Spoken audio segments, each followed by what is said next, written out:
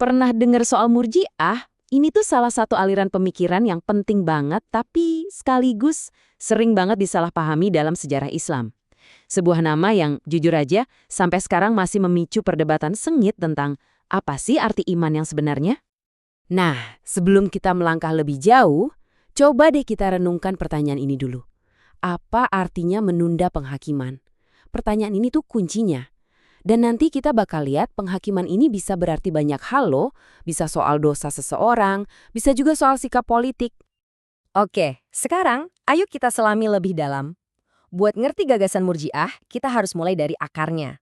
Betul, dari makna katanya itu sendiri. Kata irja yang jadi akar nama murji'ah, ini unik banget. Ternyata dia punya 3 makna yang kalau dipikir-pikir kok beda banget ya. Pertama, artinya menunda. Kedua, mengharap atau punya harapan. Dan yang ketiga, justru kebalikannya, takut.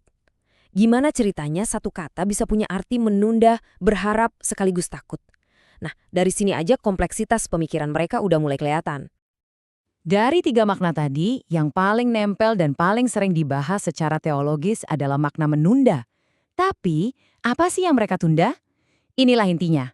Mereka menunda peran amal perbuatan dari definisi iman. Simpelnya, bagi mereka, iman ya iman, amal ya amal. 2 hal yang terpisah. Ini definisi yang paling terkenal dan ya paling kontroversial. Tapi ingat ya, ada sisi lain dari cerita penundaan ini yang bakal kita buka nanti.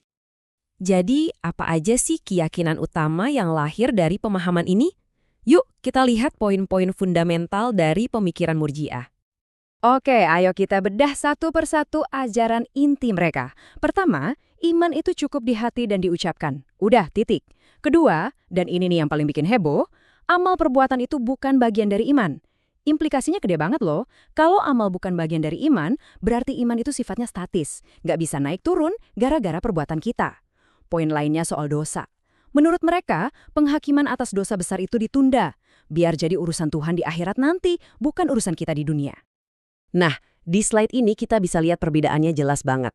Kalau pandangan umum dalam Islam bilang, iman itu satu paket lengkap, keyakinan, ucapan, dan perbuatan, murji'ah justru memisahkannya. Bagi mereka, selama keyakinan di hati masih ada, dosa sebanyak apapun nggak akan membatalkan status keimanan seseorang. Disinilah letak perdebatan terbesarnya. Tentu aja, gagasan sebesar ini nggak mungkin muncul dari ruang hampa kan? Ada beberapa tokoh penting yang diidentifikasi oleh para sejarawan sebagai penyebar pemikiran ini. Di layar ini kita lihat daftar tokoh-tokoh yang sering dikaitkan dengan pemikiran murji'ah. Kita nggak akan bahas semuanya, tapi coba perhatikan deh beberapa nama besar seperti Jahm bin Safwan. Sosok ini sangat kontroversial dan pemikirannya itu memicu perdebatan besar selama berabad-abad. Adanya nama-nama kayak gini nunjukin kalau gagasan murji'ah ini bukan pemikiran pinggiran, tapi sangat berpengaruh pada masanya. Sekarang kita coba putar waktu sedikit. Tadi kita udah bahas apa dan siapa. Sekarang pertanyaannya adalah gimana semua ini dimulai? Siapa sih orang pertama yang tercatat dalam sejarah ngomongin konsep irja ini? Sejarah menunjuk pada satu nama, Al-Hasan bin Muhammad bin Hanafiyah. Dialah orang pertama yang tercatat menulis tentang konsep irja. Tapi disinilah ceritanya jadi makin rumit dan menarik. Buku yang ia tulis justru bikin dia menyesal setengah mati dan memicu sebuah drama pribadi yang mengubah cara kita memandang asal-usul gagasan ini.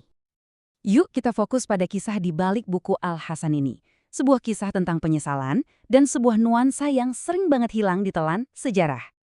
Coba bayangin deh situasinya. Setelah Al-Hasan menerbitkan bukunya, 2 orang datang menemuinya. Bukan buat diskusi, tapi buat mencela dia secara langsung. Mereka sangat gak setuju dengan apa yang dia tulis soal irja. Dan respon Al-Hasan, wah ini benar-benar mengejutkan. Seperti yang bisa kita lihat, dia bilang, sungguh aku lebih suka mati dan aku dalam keadaan tidak menulis buku tersebut. Sebuah penyesalan yang luar biasa dalam kan? Pengakuan sekuat ini pasti bikin kita bertanya-tanya. Disinilah ceritanya jadi jauh lebih menarik. Kenapa dia sampai begitu menyesal? Dan pertanyaan yang paling penting, jangan-jangan irja yang dia tulis di bukunya itu bukanlah irja yang selama ini kita bicarakan? Dan inilah jawabannya.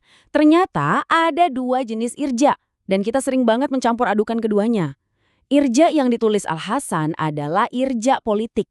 Tujuannya simpel banget. Di tengah konflik politik antar sahabat Nabi yang lagi panas-panasnya waktu itu, dia mengajak untuk menunda penghakiman.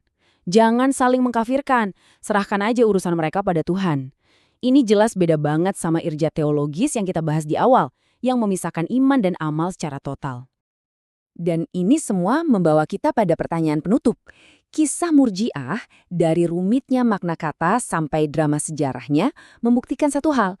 Cara kita mendefinisikan konsep abstrak seperti iman, itu punya dampak yang sangat nyata loh. Itu menentukan cara kita bertindak, cara kita memandang dosa, dan pada akhirnya cara kita menghakimi satu sama lain.